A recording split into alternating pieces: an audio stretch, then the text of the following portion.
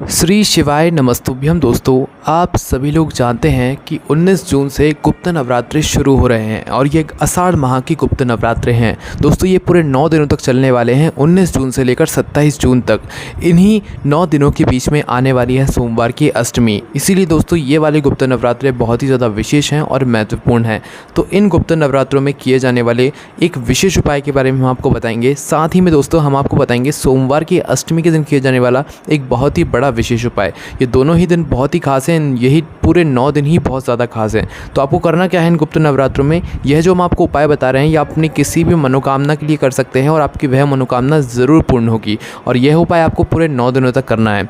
इस उपाय में आपको एक फूल की आवश्यकता होगी कि ऐसा फूल जो कि भगवान शिव जी पर चढ़ता हो और वो आपको ज़्यादा मात्रा में मिल सके, मतलब पूरे 9 दिनों तक ज़्यादा मात्रा में आपको वह फूल मिल सके। ऐसा फूल सबसे पहले आपको जो है मतलब देख लेना है। वैसा फूल देखकर आपको करना क्या है, गुप्त नवरात्रि के पहले दिन से इस उपाय को शुरू करना है और 90 दिन तक आपको इस उपाय को पूरा करना है ना। तो पहले दिन प्रातःकाल सुबह गुप्त नवरात्रि के सुबह ही आपको प्रातःकाल इस उपाय को करना है। शुद्ध होकर स्नान करके सबसे पहले दिन गुप्त नवरात्रि के अपने वह 9 फूल ले लो। उदाहरण के लिए हम सफ़ेद फूल समझ लेते हैं, हमारे पास सफ़ेद फूल है ना, तो हमने 9 सफ़ेद फूल लिए। साथ ही में एक गोल बाती का घी का दीपक, जिसमें आप शुद्ध देसी गाय का घी डालेंगे। ठीक है, तो क्या करना है आपको 9 फूल और एक शुद्ध देसी गाय का घी का दीपक लेकर भगवान शिव जी के मंदिर पहुँचना है सोमवार के इस दिन पर, जिस दिन से गुप्त नवरात्रि शुरू हो रही है, मतलब 19 जून को।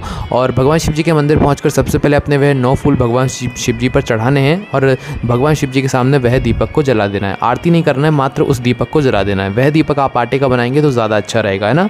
और अपना वह दीपक जलाने के बाद भगवान से अपनी वह मनोकामना बोलिए जिस मनोकामना के लिए आप यह उपाय कर रहे हैं, है ना।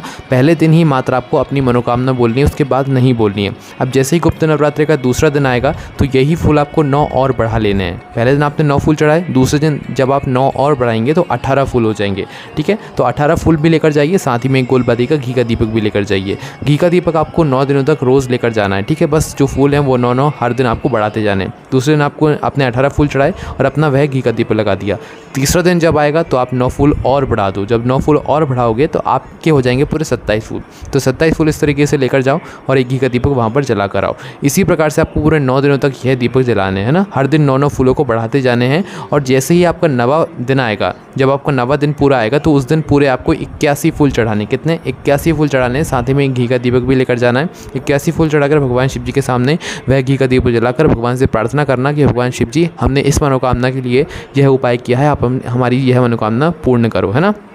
इस प्रकार से जो व्यक्ति इस उपाय को करेगा, भले ही आप माताएं बहनें हों, भले ही आप पुरुष हों, आप इस उपाय को करके देखिए, आपकी मनोकामना ज़रूर पूर्ण होगी। ठीक है, पर इस उपाय को कोशिश कीजिएगा कि प्रातःकाल सुबह कर लें। अन्यथा अगर नहीं कर पा रहे हैं सुबह कुछ कारणवश, तो आप शाम के समय में इस उपाय कीजिएगा, है ना। और एक ही मंदिर में इस उपाय को करना है। और जिस समय, जैसे कि आपने पहले दिन इस उपाय को सुबह किया तो सुबह ही आपको पूरे 9 दिनों तक करना है। शाम के समय किया तो पूरे 9 दिन तक शाम के समय ही करना है ना।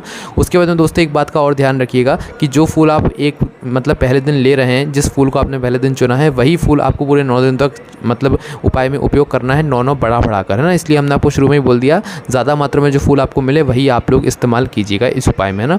तो चलिए दोस्तों, ये तो बात हो गई हमारे गुप्त नवरात्रि के 9 दिनों में 9 दिनों तक किए जाने वाले इस विशेष उपाय के बारे में। अब हम बात करते हैं दूसरे उपाय के बारे में, जो कि सोमवार की अष्टमी के दिन आपको करना है, जो कि गुप्त नवरात्रि के ही सोमवार के दिन पड़ रहा है। 26 जून 2023 को है सोमवार की अष्टमी। महीनों का इंतजार होता है लोगों का सोमवार की अष्टमी को देखने के लिए, सोमवार की अष्टमी के दिन उपाय करने के लिए। तो सोमवार की अष्टमी के दिन का एक बहुत ही बड़ा विशेष उपाय हम आपको इस वीडियो में बता रहे हैं, जो कि है 31 चावल के दाने, 31 मूंग के दाने और 31 बेलपत्र वाला उपाय। इस उपाय को भी आप अपनी किसी भी प्रकार की बड़ी और छोटी विशेष मनोकामना के लिए कर सकते हैं। इस उपाय में आपको करना क्या है, सोमवार की अष्टमी के दिन 26 जून 2023 को प्रातःकाल सुबह 31 चावल के दाने, 31 बेलपत्र और 31 हरे मूंग के दाने। जो हरे मूंग के दाने होंगे वो पूरे होने चाहिए। ठीक है, दाल नहीं होनी चाहिए। और चावल के दाने एक भी टूटा हुआ नहीं होना चाहिए। बेलपत्र भी बिल्कुल साफ़ होनी चाहिए। 31 तीनों मतलब जो चीज़ें हैं 31 मात्रा में ले लो। और लेने के बाद आपको भगवान शिव जी के मंदिर पहुंच जाना है। भगवान शिव जी के मंदिर जैसे ही पहुंचते हो तो भगवान शिव जी की चौखट पर आकर सबसे पहले अपने वह 31 चावल के दाने निकाल लो और अपनी मनोकामना को करते हुए वह 31 चावल के दाने भगवान शिव जी की चौखट पर आप लोग समर्पित कर दो, है ना। समर्पित करने के बाद भगवान शिव जी के मंदिर के अंदर प्रवेश करो। प्रवेश करने के बाद दोस्तों आपको करना क्या है, जो नंदी बाबा होते हैं उनके पास आकर रुकना है। नंदी बाबा का हमेशा एक पैर उठा हुआ होता है। उस उठे हुए पैर के पास आप प्रार्थना करके अपने वह 31 हरे मूंग के दाने वहाँ पर समर्पित कर दीजिए। फिर ठीक है, फिर वहाँ से उठिए, सीधा शिव जी के पास में आइए। शिव जी के पास में आने के बाद अपनी वह 31 बेलपत्र को एक साथ जमा लो, क्योंकि हमने चावल भी एक साथ चढ़ाएं, हरे मूंग के दाने भी एक साथ चढ़ाएं, तो अपनी वह 31 बेलपत्र को एक साथ जमा लो।